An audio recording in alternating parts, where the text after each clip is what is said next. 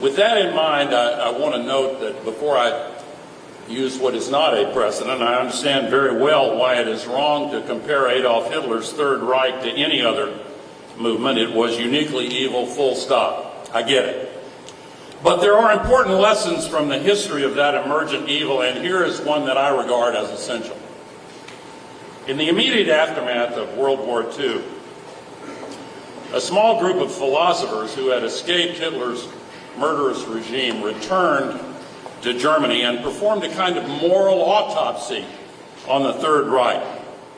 The most famous of the so-called Frankfurt School of philosophers was a man named Jürgen Habermas, best known, I would say, but it was Habermas's mentor, Theodor Adorno, who wrote that the first step in that nation's descent into hell was, and I quote, the conversion of all questions of truth into questions of power.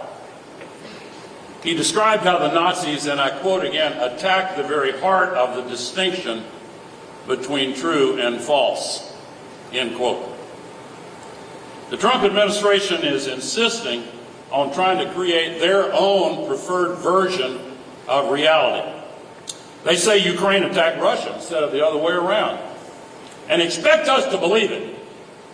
At home, they attack heroes who have defended our nation in war and against cyber attacks as traitors.